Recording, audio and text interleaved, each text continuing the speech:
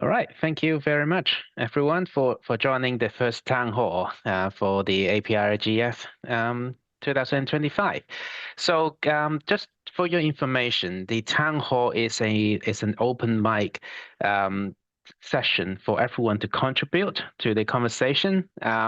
So Rennie, you may move to the next slide, please. So the town hall is chaired by the co-chairs of the drafting committee this year. My name is Alban Kwan. I'm representing the private sector. I typically work with a lot of the larger enterprises in the APAC region. And the other co-chair that we have is Chyn. She's the Director of Stakeholder Engagement in APAC for ICANN. And then we have Syed Kazi, Director for the Council of Social and Digital Development.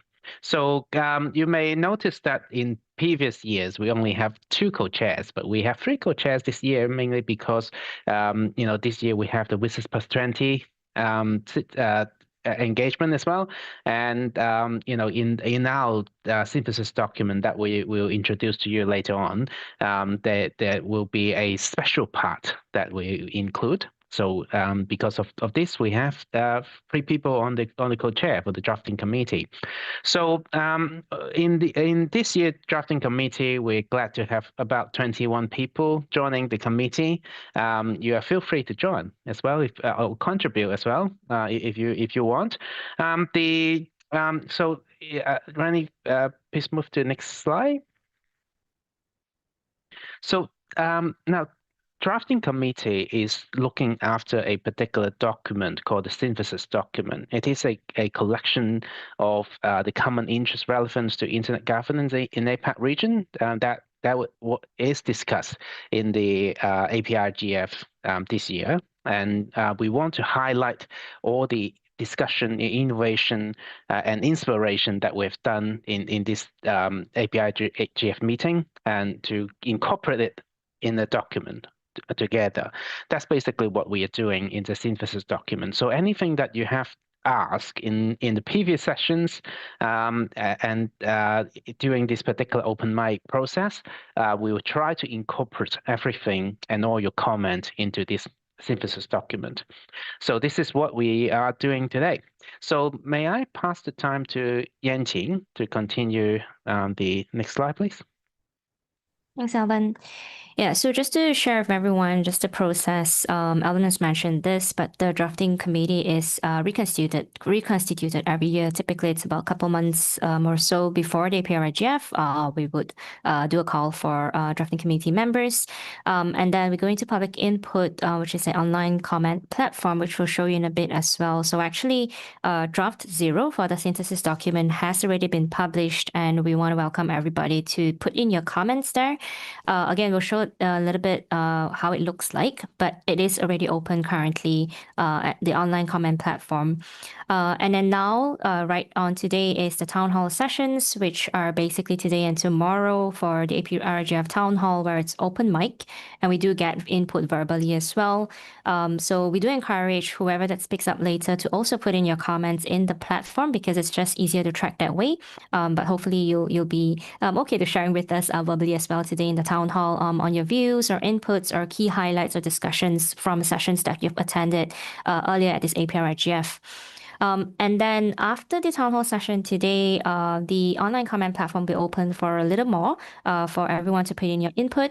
And then the drafting committee will go into the drafting of the document and into draft 1. So after draft 1, we'll open for input again. We'll have a bit more of the timeline later shown, and then working towards the final synthesis document. So that's the overall process for the drafting committee. And then next slide, please. So this is the breakdown of the timeline. It's broadly what I shared earlier, but again, we're right now at the public input period 1, which is for draft 0. And now we're holding the town hall sessions to get your live inputs as well as, at the same time, hoping that you put in the comments in the platform as well. And then the drafting committee aims to work on draft 1 between end of October to mid-November. And then we go into draft 1, we publish, we open for public input period 2 as well for about 10 days there. And then the drafting committee goes into the working period again from end November till mid-December. And we're targeting to publish the final synthesis document by mid-December. And next slide, please. So this is how the platform looks like. Yep. So admin has pasted on the chat. That's the platform comment.aprigf.asia. So if you head in there, the draft 0 is there, and you could comment on each paragraph, or so basically the current draft 0 does include most of the sessions at the APrIGF, so that it's easier for you to track and provide your input. So for instance, if you've attended, say, 2 sessions today, you could find those sessions within the draft 0, comment against them, some of the key highlights, or maybe questions you have or comments about the session itself. And again, just to reiterate, the idea of the synthesis document is such that it captures the key output from the discussions throughout the entire APrIGF. So again, whatever that you think is key to highlight, or even if you still only have a question and it might not be a discussion that happened already in the sessions, that's all right too. You can always input your comments there at the comments platform so that we're able to capture it in the final synthesis document. All right, and next slide, please. Sorry. So for the town hall today, what we're doing in terms of the breakdown is that we'll focus on 3 main tracks first today, and then we'll have a final segment on open mic, which means you can comment on all the sessions, all the tracks, and every kind of topic. But for today, it will be WSIS, and then later on, Alban and Syed will take on 2 more tracks as well. And then for tomorrow's town hall, we'll focus on the other 3 tracks that are remaining. And then same thing, we'll end with open mic for all topics. So each of this, we're carving out about 15 to 10 minutes for each track. And then the open mic will be slightly longer, between 25 to 30 minutes. We're hoping that by segregating it this way, it can be a little bit more focused. So when you're sharing your input, it is specific to the particular track first. But then, of course, we welcome all sorts of input to all the different tracks at the end during the open mic. So with that, I'm going to start off for the WSIS Plus 20 review process track. This will be about 15 minutes. I hope that there will be input from the audience. For those who didn't manage to join us yesterday, we actually had a high-level session on WSIS and then followed by a town hall session as well. But that town hall was pretty short, only 10 minutes. We did have some people, I think, wanting to share some views yesterday, but because of the timing, we didn't manage to have those views shared. So again, I'm just calling for input here on the WSIS Plus 20 review process.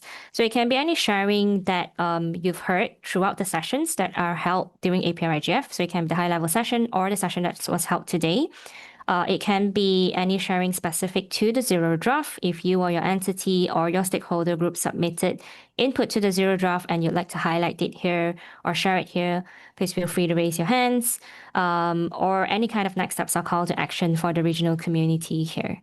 So I'm going to pause talking to encourage people to raise your hands, because otherwise you think that I'm just continue talking and not allowing you to speak. And so I'm just going to pause here and calling for hands up so that I can have people sharing their views on WSIS Plus 20 review process. Any takers?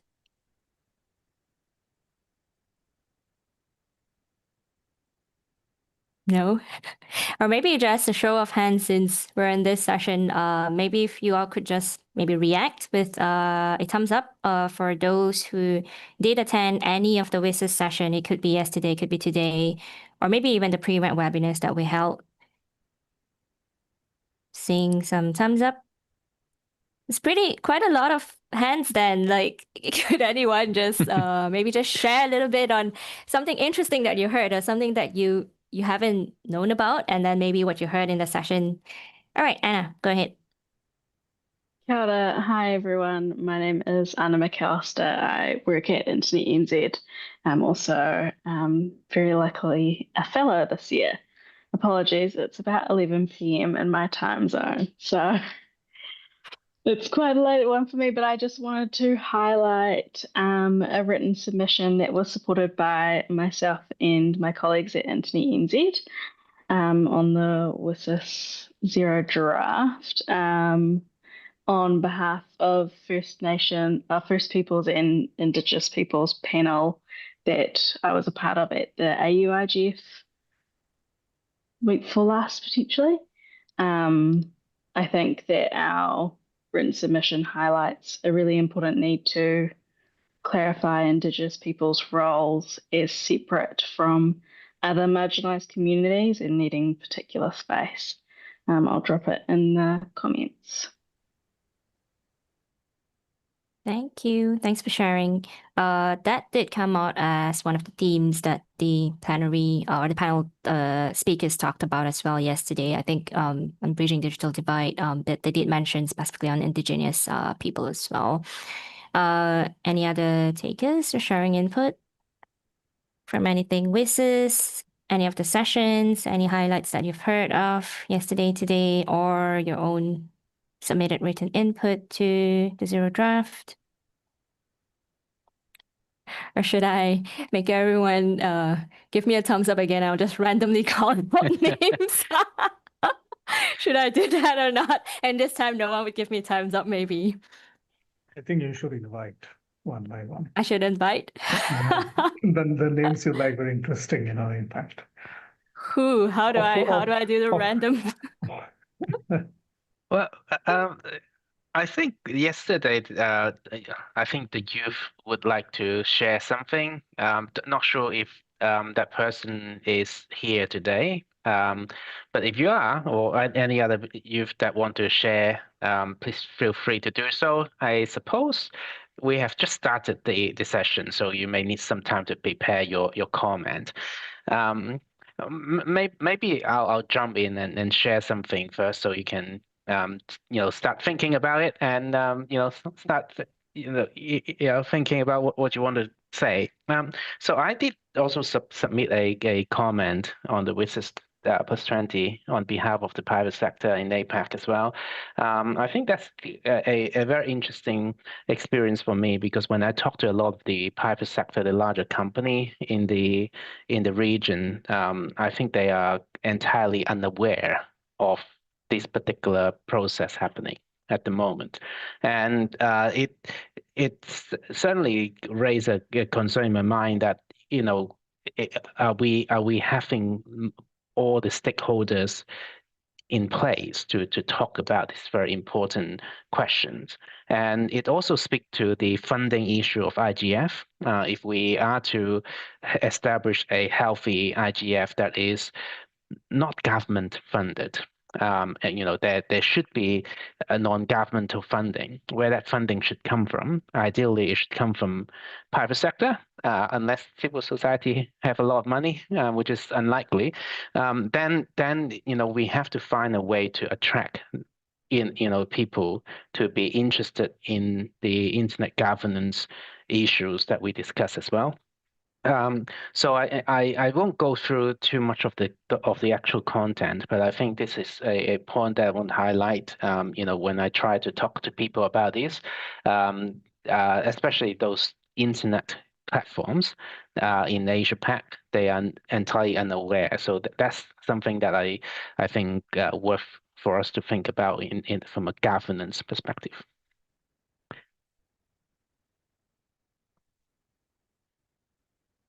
Thank you, Alban. Yeah, just waiting to see if any other hands. I see an additional comment from Jolie in the chat. I don't know if you'd like to speak, but thanks for sharing on the chat. In case you'd like to speak, please raise your hand and we'll give you the time as well. No? I might call on someone. Asherat, go ahead.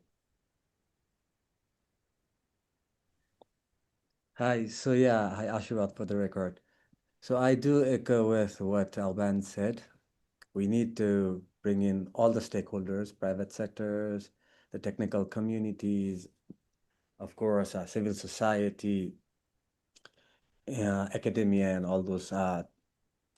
Government, of course, would be main important role, but they are the ones who are kind of driving the whole thing, whole WISIS process, or what the decision, the outcomes comes around. But yeah, the private sector just should not be involved just as a funder, but as an active participant in this whole process. They also need to kind of understand our perspective, and also they also need to bring in their own perspectives to stabilize the industry, which is now highly based on digital economy. So these are also something that I would like other people here, other participants here reflect on. Back to you, Chyn. Thank you, Ashurat. Yeah, I think we did. So just for background, the APrIGF community did submit a written input as well to the zero draft, and this was something that was mentioned as well on the multi-stakeholder model and internet governance section in terms of like engaging private sector and funding. And we have a question. Big question is, how do we excite the private sector? Good question. If you have a view, you can share that here too. We're happy to hear that. But I think like that definitely is the question that everyone is looking into as well. And I note from several other engagements, not from APrIGF itself only, but then from different engagements that people were sharing that I think years ago there were more private sector that participated in IGF related avenues, but it seems like it's been decreasing in recent years. But I don't know if we do have any kind of data on that. Or Aris, yes, go ahead. Yeah. Anyway, since I'm now excited, but I think it's also I do not know. I'm not really aware with the how the IGF is set up now. But I think it's also pretty serious for us to think of, again, as Alban mentioned, maybe creating a fund generation team, no, for the IGF, no, as do a lot of NGOs and private organizations. So I do not know if we do have a fund generation team or fund management team that the only role is for us to be able to scout around, sourcing for finances, no? That's number one, because if I remember the statements that came out of our, partners when we submitted our reimbursements for the airfare, as fellows, is I think we heard that, the funds are also depleted. So maybe that's one serious question that we have to look into. Another, since I come from academe, one of my hats, I think I'm also surprised that looking at the local hubs, there are only like quite a few that are actively into this game. No, I was expecting that, each and every country that is a participant to this conference is going to be represented, by the youth in good numbers, no? If you look at it, I think these are also potential, remember, founders of the future. If we're able to reach out to academic institutions all over the Asia Pacific region, just like in the case of the Philippines, we have thousands of private institutions, and one of the most active courses being offered, in the Philippines is information communication technology, engineering, and STEM courses. I'm just surprised that only a handful, if not there are like only 2 hubs, that were actively into this initiative this year. So it's a challenge for a lot of us to maybe reach out and do more on that level. Not only on the youth, but more on the academe portion. Again, I go back to this premise that the youth of today will be the founders of tomorrow. So, again, if we put them early into the game, I attended most of the youth active initiative sessions this afternoon and I think yesterday. And it seems that I think we were too directed at answering the question of how do we harness,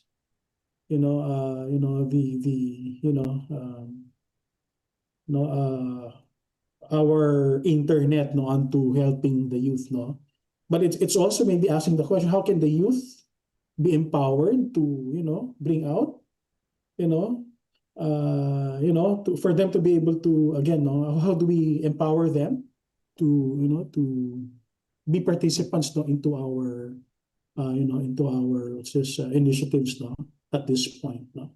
So again, that's simply an observation. I hope I hope no one takes offense of that sentiment.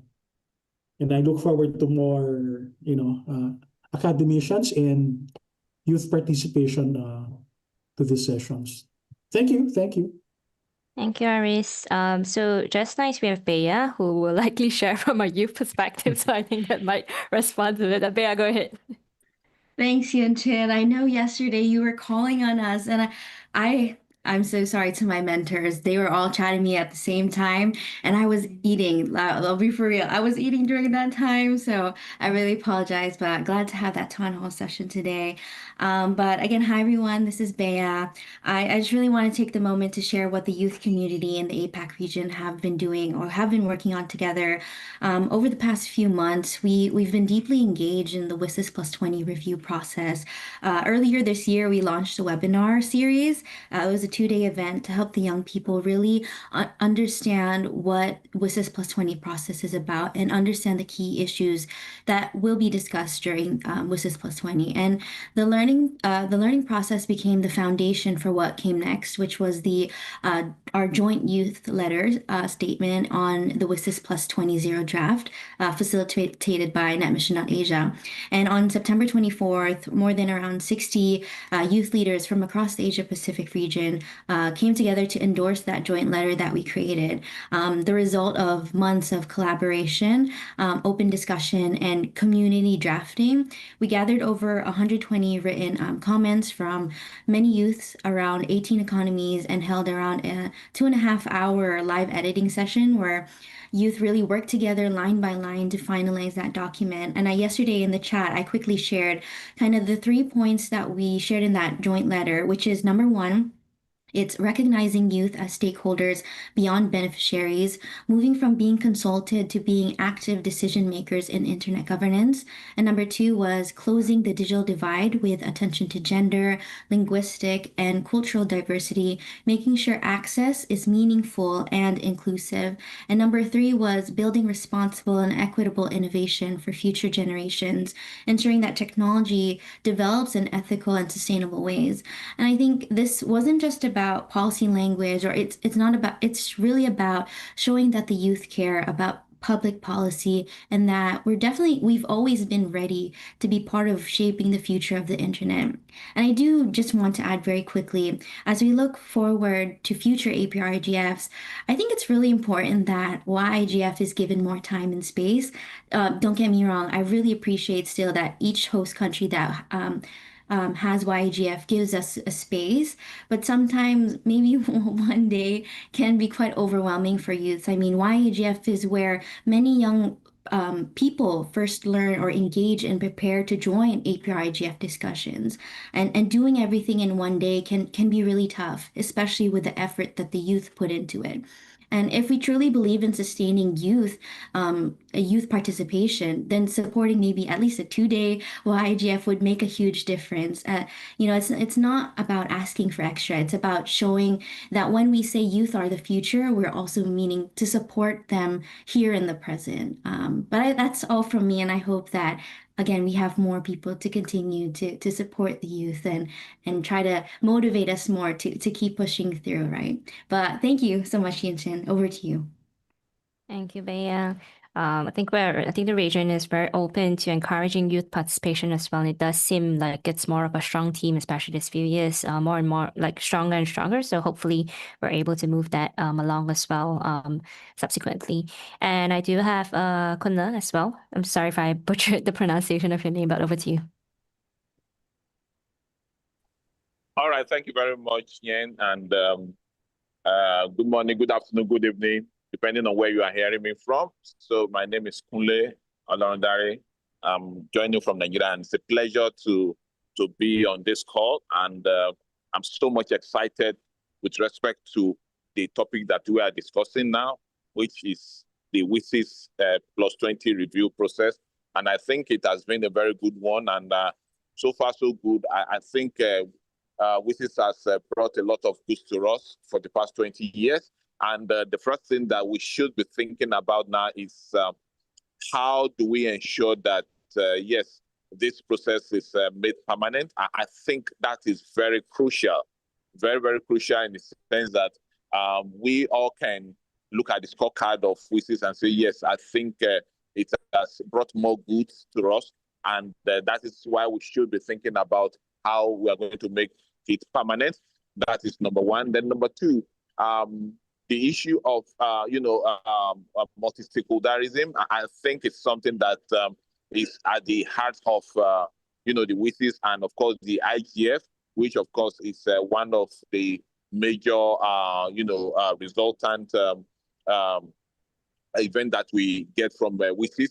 So I think we also need to ensure that multi-stakeholderism is maintained, because this is the beauty of what is actually bringing us together. And as a matter of fact, it is because of the multi-stakeholder that somebody like me is able to join in this conversation and is able to contribute in a way that is going to be to make the conversation more robust. I think that is something that is very important. And when you are looking at the multi-stakeholder this time around, I think there are some stakeholders group that are actually coming up now. Even the younger ones now, I think they are saying something like, okay, yeah, we should have a stake in even in the IGF. That's talking about the things now. So I think there should be a way to bring them into. However, because of other issues that have to do with things, access to IG, to the internet, we need to now see how we're going to leverage on those rules to ensure that things are done the right way. And even the elderly too. The elderly too, that is the aged ones, they also want to be part of the stakeholders group. So it's becoming more interesting. And those are the issues we need to ensure that we capture even in the review process. I think that's also very important. And for me, yeah, the issue of gap, I think we need to start looking at how we can bridge the digital gap in a way that is going to be meaningful. The other time I was having a conversation with a friend of mine.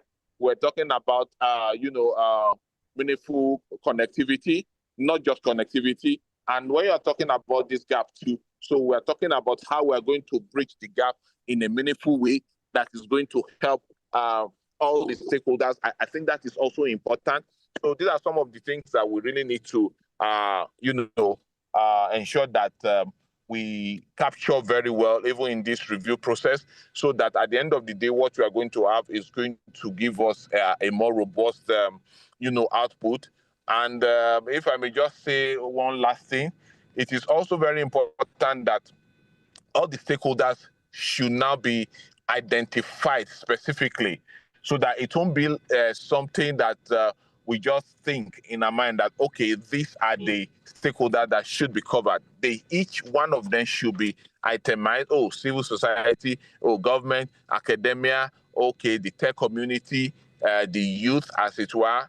Then talking about maybe the teens now, and the aged ones. And if there are other groups that we think that, other stakeholders that should be identified, I think we need to identify them now and make sure that they are well spelled out in the review process that we are carrying out. I think that is very, very important. Why I'm saying this is because you will agree with me that even in the process of IGF, a bit of tokenization normally comes in, and I think that is something that we should be looking at how we can, suppress in the sense that discourage it, let everybody be put on the same pedestal. So we should be talking about equal stakeholderism. I think that equal in between the two words is very important. So I think I'm going to yield the floor now to another person to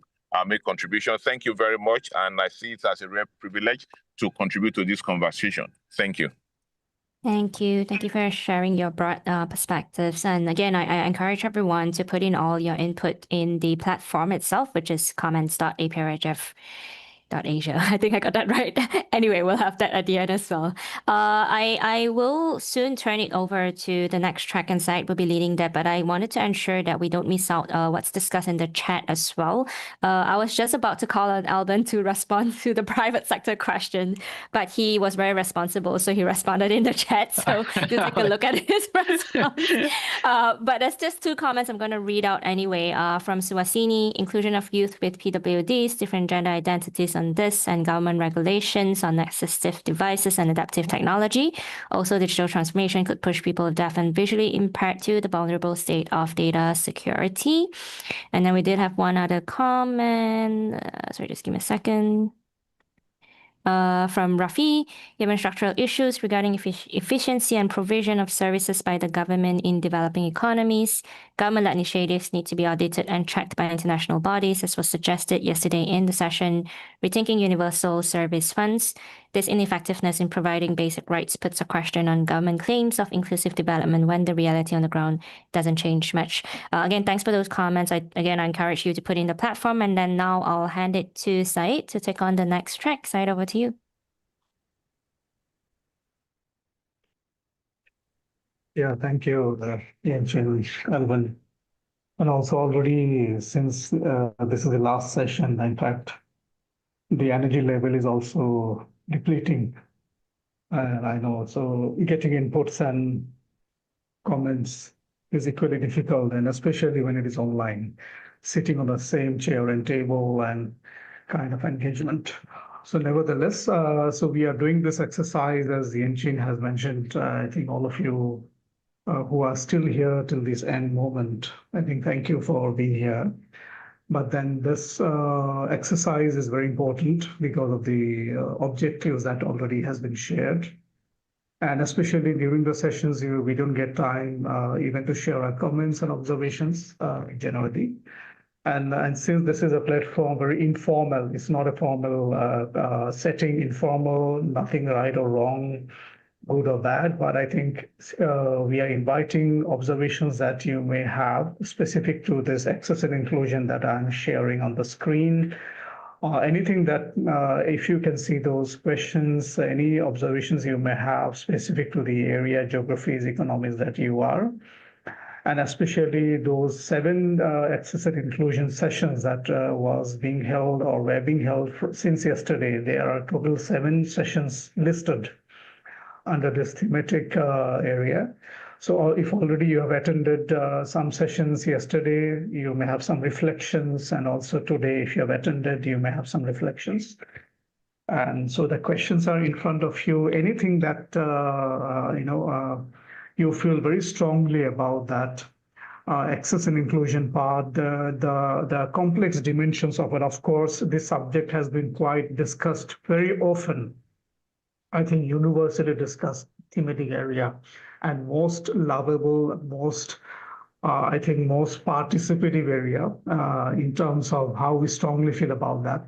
But then the meaning may have changed. The access and inclusion meaning and significance over a period of time could also change because of changing dynamics of infrastructure, software, hardware, connectivity, capacities, emerging techs, and all those dimensions adding into that. Even how environment aspect could be very critical to this access and inclusion could be a new way of thinking.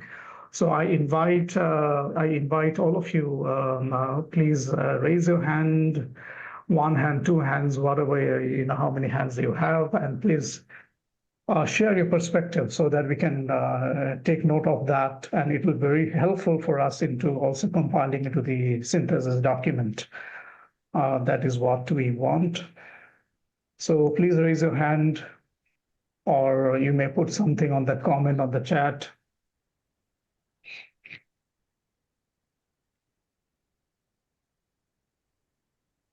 Anything that might be interesting for you, or you might think it differently, or anything. How innovations could also be an inclusive or exclusive part, because we are nowadays talking about a lot of innovations. So how that could be also a way of exclusion or inclusion. So that is up to us how to interpret it.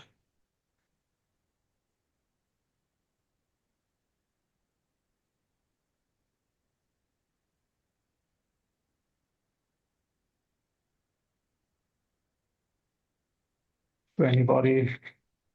Okay, Jenny, so good. Thank you. So please go ahead. So hello everyone. I would like to share some like a comment for the first question on how will emerging technologies like AI affecting existing digital divides. So I think that AI can widen digital divides if not handled carefully, like wealthier urban populations with better connectivity and tech literacy can benefit first, while rural, low income, and marginalized communities are left behind.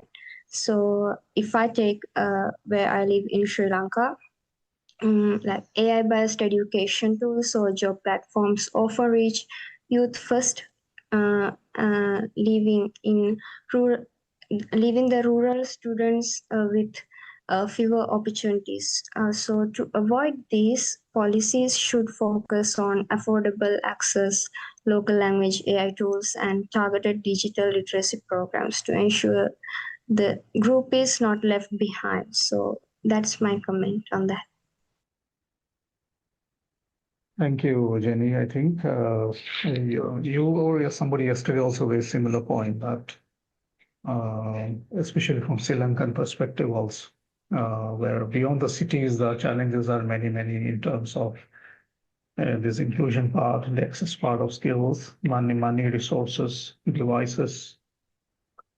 So those are the kind of challenges, especially in a context where Sri Lanka has also had some, different kind of challenges, geopolitical, and all those background challenges. Thank you. So anybody else? Anyone else? Maybe you don't feel strongly about access and inclusion because, oh yeah, we have 2-3 hands now. Wonderful. Rafi, go ahead. Hello, everyone. I just want to share what despite lacking digital skills, communities lacking digital skills can have difficulty in like sharing their culture or their language online or contributing to the linguistic diversity, digital linguistic diversity. It happens to me that some time ago there was a project initiated by Mozilla Common Voice. It is a project by Mozilla Foundation, and they wanted to create speech datasets for these minority languages.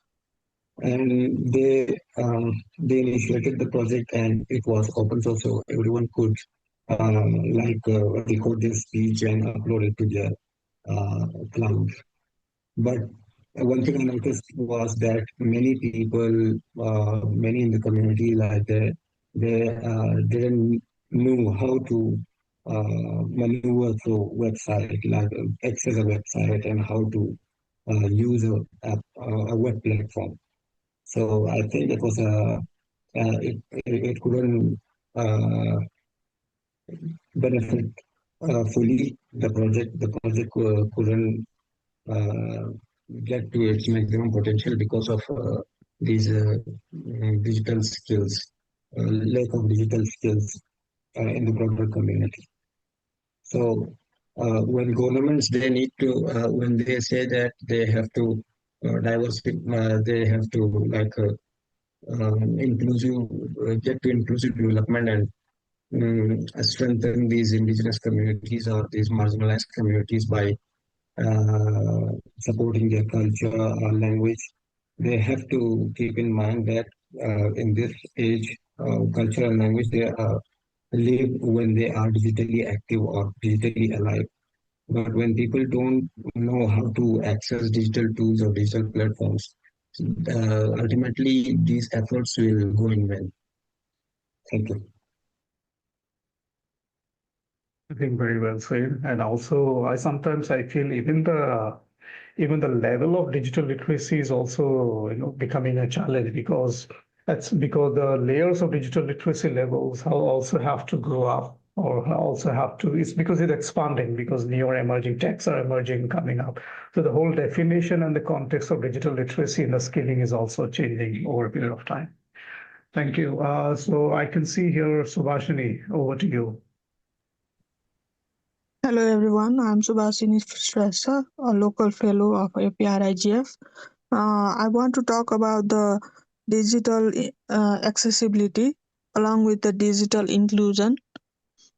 Digital inclusion includes all the stakeholders, and digital accessibility is the term that is very important in this era of technology, because digital accessibility can involve all the person with disabilities like visually impaired and deaf to get their digital rights, because digital rights plays a very important role in their life. I want to share a story of COVID. During the COVID, the person with person with deaf could not get the proper information of the COVID and coronavirus. How should they take precaution, because they were on quarantine and nobody was there to flow the information to them, so they were on the vulnerable state. So digital accessibility plays a very vital role in this digital transformation, I guess. Thank you. I think very critical point, and I think this issue is quickly coming up now and then. But then, when we look at in the developing economies, especially the concerted effort could be missing, especially beyond the national capitals or the big cities. The challenges are in the smaller towns and those peripheries also. So I think this is very important. Thank you. So we have. How do I pronounce Yien? I think the first name I'm avoiding, so maybe I'll misspell it, so you can correct it. Please go ahead. It's correct. You can call me Hannah. So I want to add on for the number 4 about the effect of climate change and effect of climate change for accessibility and inclusivity.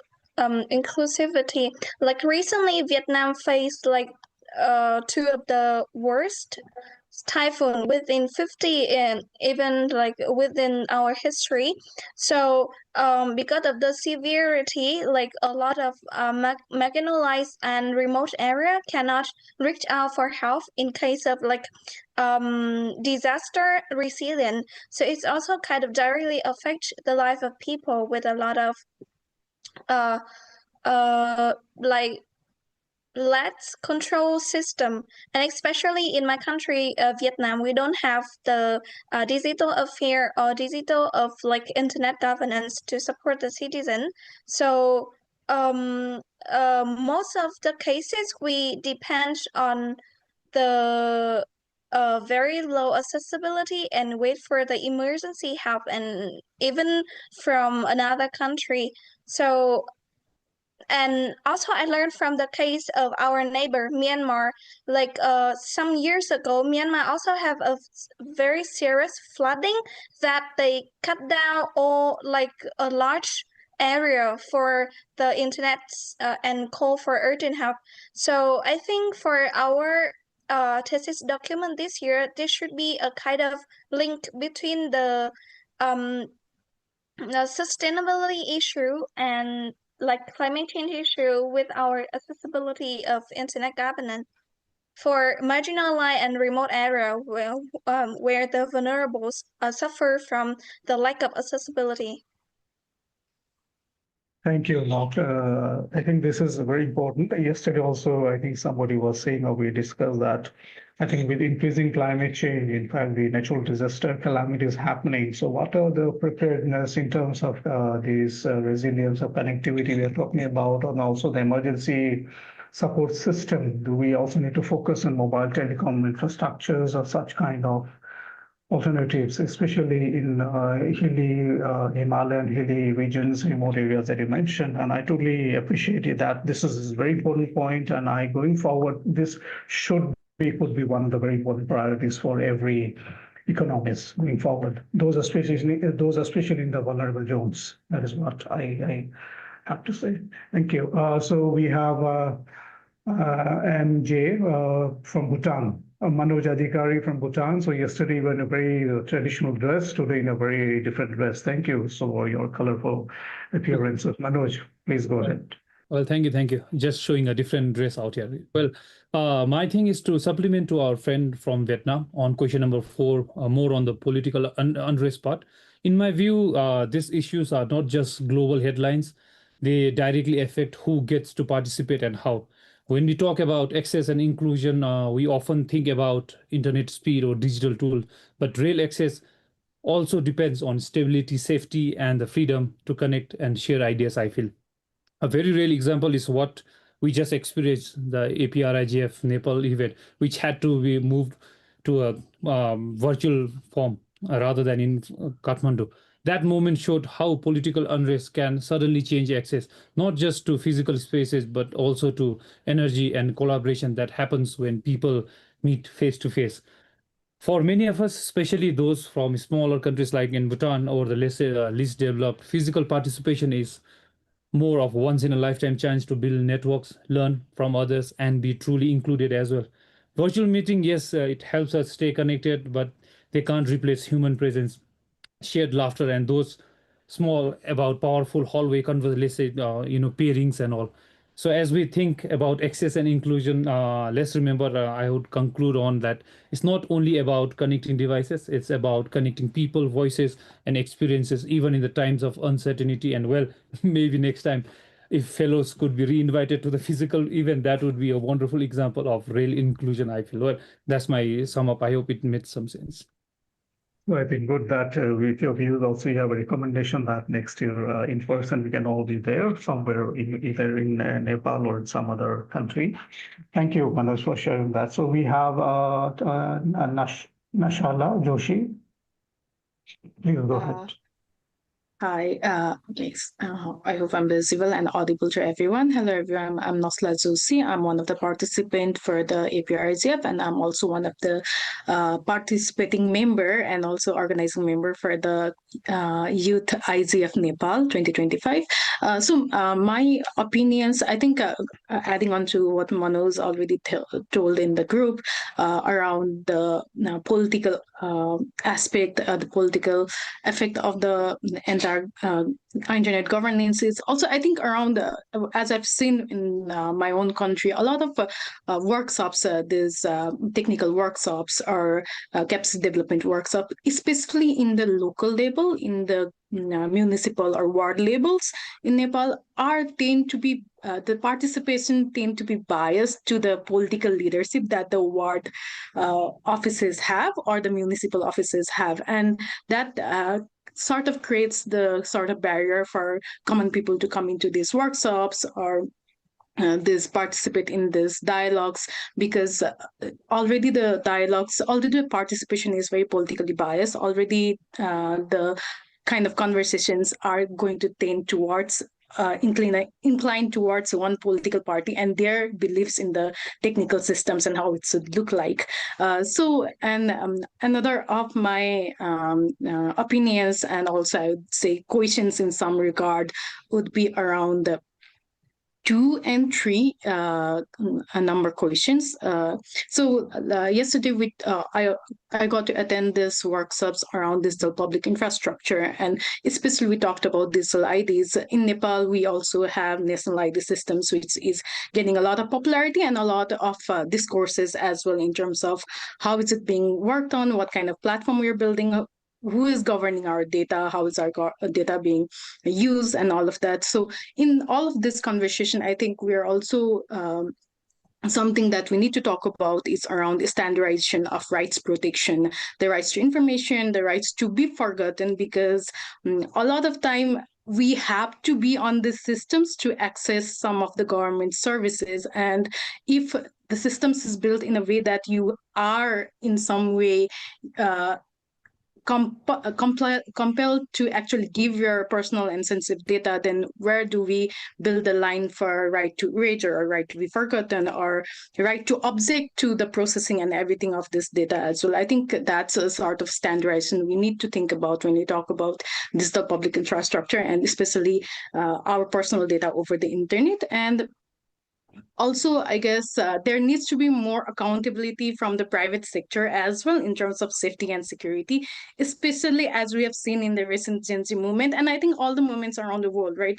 So there's so much misinformation, disinformation, and we have seen that this kind of post and contents that comes to the internet really affects the everyday life as well as the political scenario of the entire nation as well. So I think there needs to be more accountability and participation of the private sector in these conversations as well.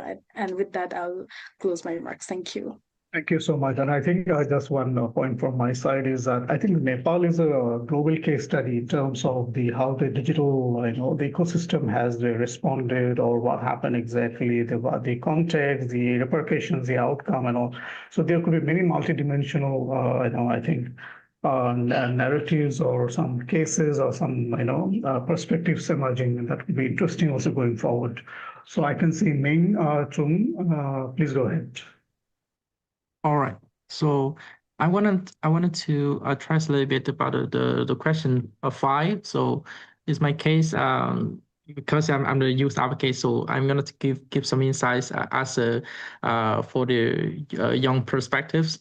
So like I'm from Vietnam, in the south, but not really in the big city, in Ho Chi Minh City, but it's far away, like 4 or 5 hours by driving or something. So it's literally the hometown. So let's imagine that's how dramatically different to the digital literacy of the young people they absorbed from, it's so different from the big city in my hometown. So I mean now the problem is we could look at here, like we have to be more structural framework for the young people first. It's the next generations, and we can feel that the conflicts and the contradictions here is like it's not about geographically, it's not about like infrastructures, it's about like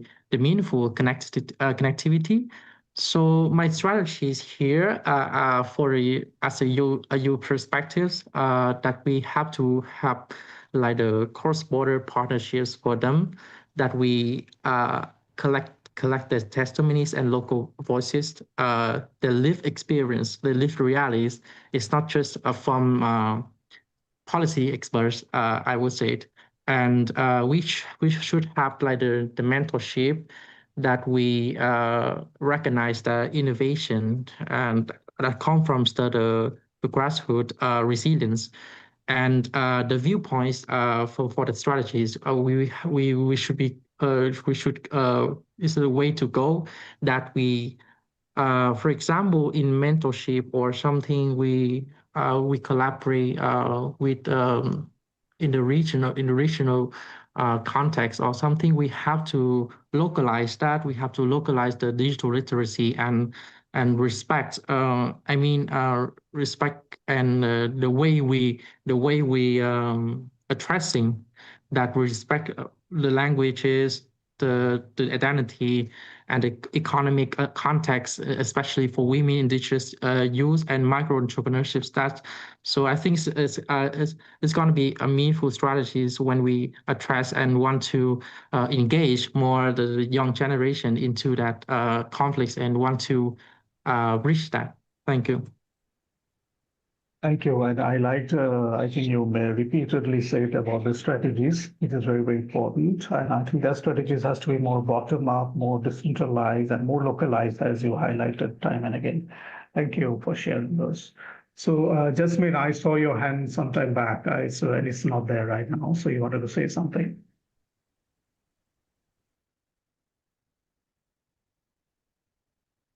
Thank you. So I have Andriani. Andriani, please go ahead. There you go. Yeah, thank you. I want to add some for number 5 for the access and inclusion strategies. From our experience leading the community-centered connectivity initiative, we have several key strategies.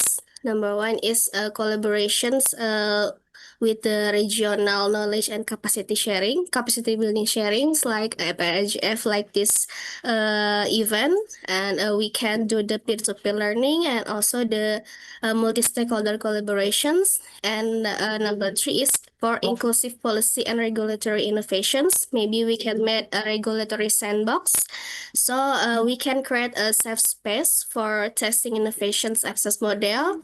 As a person's representative from my ministry told us about the regulatory sandbox, maybe the global forum like us can make some document and can pressure my government to do it, especially for the micro ISP for policy experimentations and to help harmonize enabling the environment and give smaller nations confidence to adopt the flexible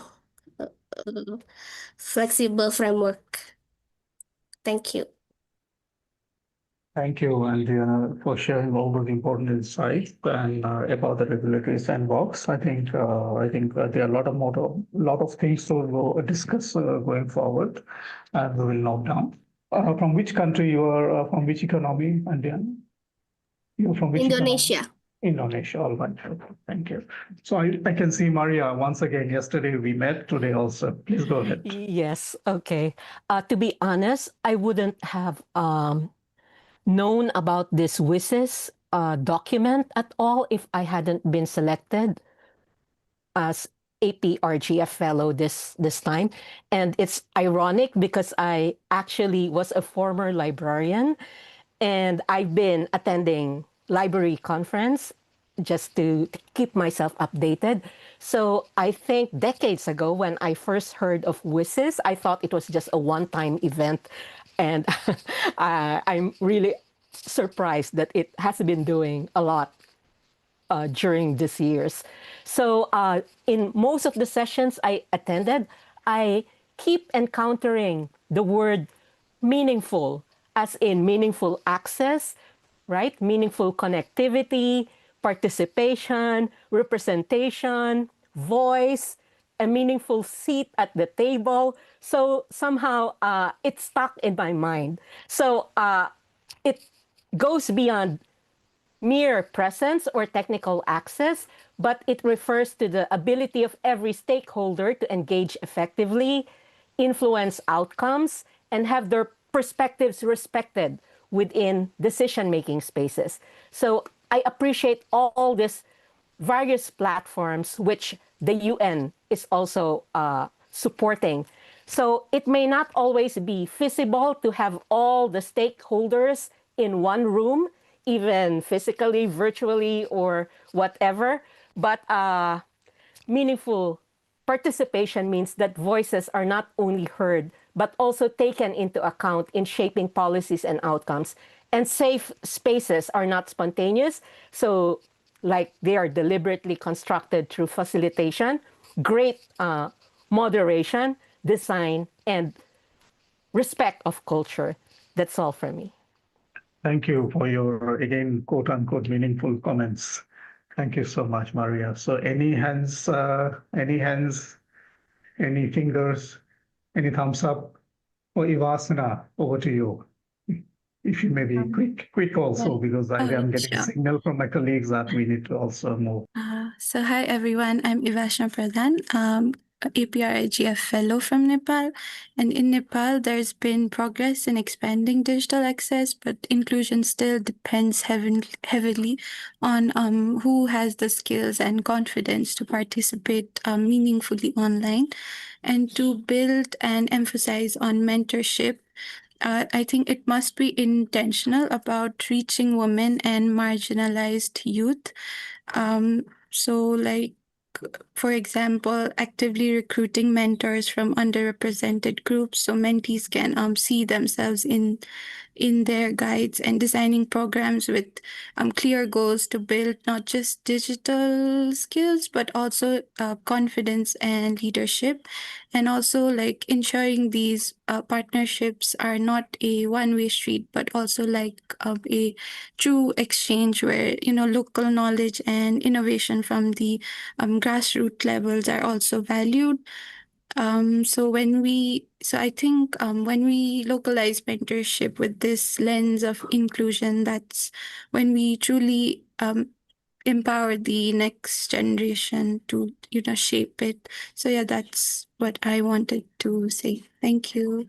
Thank you. I think very meaningful and also highlighting that opportunity is very, very important and more for the younger generation at the right at the grassroots. Thank you for those comments. I think we don't have any hands. So finally, if Jasmine wanted to highlight something, Jasmine, yeah, great. Please go ahead. Yeah, thank you very much. So I would like to recall the session that I attended yesterday and today. So it's more about the WSIS +20 process. What's the Asia Pacific priorities on? Sorry, am I audible? Yes, you are. Yeah, sorry. Yeah. So the thing is, I think Joyce and some others also mentioned when we come to global agenda and when we talk about things that we concern, it's better for us to align internally first in the local context and regional priorities. Then we go to the global. And for my personal experience, I've been trying to, to organize along local YGF, signing the joint network with the APEC youth leader on WSIS to submit for the WSIS +20 zero draft, as well as also working with the WSIS Youth Caucus, joining by team members from other college.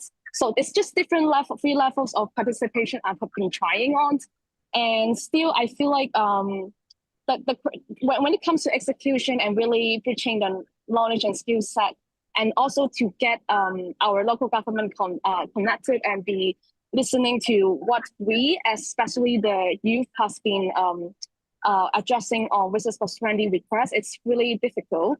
And again, I think one point that in those sessions have been raised about, it's also the funding. So I think the funding about is that the funding that could foster policy that could include voices from underrepresented community to really conduct this kind of local dialogue, because I personally find it's quite limits, and also it's that also the policy that could enable and encourage funding from sources, not just the member state, but also other stakeholder groups, so that we could really mobilize resources and address the digital skills and also mindset and also awareness, because it's really, I find it's quite difficult to communicate all points that have been addressed from the WSIS +20 documents, and it's a lot of capacity building for me and also some others to digest the contents. And at last, I want to also align with other youth leaders as well, that a policy could potentially also consider having youth as a distinct stakeholder groups and have a structured inclusion that enable that the voices could be here and represent, and then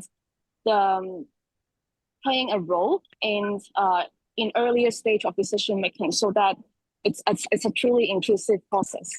Thank you. Thank you, Jasmine. I wanted to comment on, just to reflect on your points on many things, but since time is not there, just a quick point is that I think every discussions that we're having it boils down to the government, be the local government or the major national government, and also the government systems, if they don't are opening up or not inclusive, even when the first level is listening or conversing. In fact, that is the first window to the larger context of so many things. But that the systemic, I think, change is required perhaps at the structural level. So even opening up to listen and dialoguing is very, very important. I think that rigidity is something I think is a barrier kind of a thing. I feel even in my place where I'm staying, that is the challenge, perhaps one of the major challenge of whatever discussions that we are having, in fact, more or less. So I think, thank you. I think there are no more hands further on this, but thank you, all of you, for sharing all those important inputs. And we have noted them. In fact, on the chat, also a lot of comments have come in. Thank you for all those. So we will record all those, take into consideration while drafting and finalizing this document. And of course, you have a chance to keep updating your comments on that document. So thank you once again. Over to Alban, I think. Alban, over to you. Sorry, I took a little longer time. No worry. To you. Yes, thank you. Thank you so much. We actually have perfect timing because the next session would be about sustainability for 10 minutes, and we have exactly 10 minutes to cover this one. Now, I think some of the comments previously actually is general as well, so it's kind of fit into the open mic. Now, the sustainability session, we only have one particular topic, digital dilemma in just transition, which was actually hosted today. So, you're welcome to comment on anything related to sustainability. But what I have prepared is, I believe that particular session really talked about dilemma, about whether it is more beneficial to achieve faster technological advancement, even if it means we suffer short-term environmental costs, or vice versa. We can think about this from a social perspective, economic or security perspective. Now, the other thing that I kind of try to raise to get some comment, especially those who have attended the session, should we consider this as like a spectrum, right? So is there a specific threshold, in terms of technology or economic development that it will basically, trip the scale? We should really focus on, growth, and then at a particular point, now we have to talk about environmental costs, or, we should really not think from this perspective at all. We should attempt to do both together. Is it realistic, if that's the case? So let me just open the floor to everyone to talk about and comment on sustainability.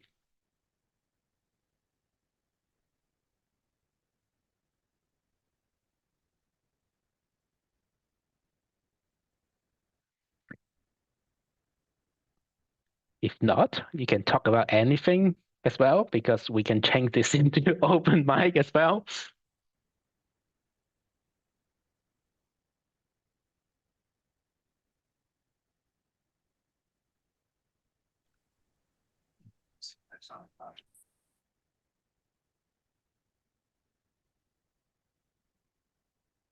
All right. Syed. Yeah, so I think the word sustainability is, of course, a very commonly nowadays we quite often use in terms of the digital space, and mostly relating it to the environmental climate aspect of technological advancement.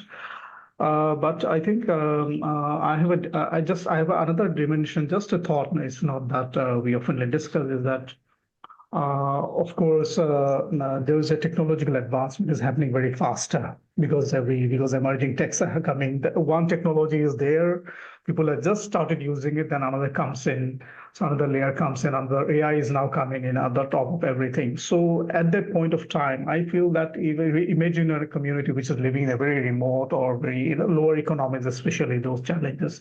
So how, I think that also a kind of a sustainability challenge, because how the community can sustain also in terms of using the technology to get some benefits out of that. But even that is not sufficient, then the new thing again comes in, then another challenge. So I see sustainability of adopting a technology, using it, and also getting benefit out of that, which are meant for it, I think is also a challenge. The kind of advancement of the innovations, quote unquote, faster level that we're going in. I think I just wanted to share this thought. All right, thank you. Let me move to Sultan. Yes, thank you. I appreciate for giving me this opportunity to ask some question. There was some question I was baffled. So I got two question in general. So the first one is, how can APrIGF promote sustainable digital development across the Asia Pacific, region, by ensuring equitable internet access for marginalized communities, especially in countries facing infrastructural and political challenges? It was the first question. The second question I would like to add is, in what ways can APrIGF encourage environmentally sustainable digital practices? such as reducing e-waste and energy consumption in data centers while advancing technological innovation across the Asia Pacific.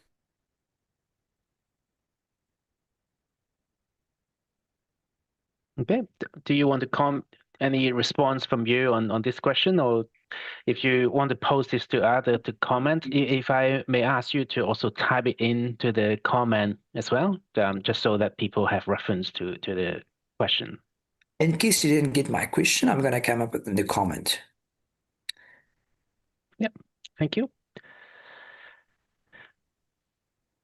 All right. Let me see if I can get to some of the comments on the chat as well. So Yien comment that we shouldn't overestimate the short-term impact of AI and don't underestimate its long-term impact as well. So that sounds like a very good comment. AI is using a lot of energy, and if we are not adopting to AI, even if it means at the moment we have to use coal or any other form of energy to catch up, that's a dilemma for sure. I see there's another hand, MJ. Yes, hi. Again, this is MJ Manoj Adhikari from Bhutan. So my view is on number 2, more on number 2, where we are talking about threshold.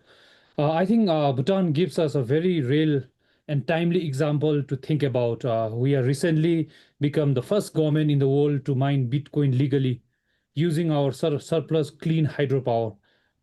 On one hand, this is a bold step showing that a small country can take a part in high-end digital innovation. But on the other hand, it also reminds us that every new technology has an environmental footprint, and sustainability is about how we manage the balance.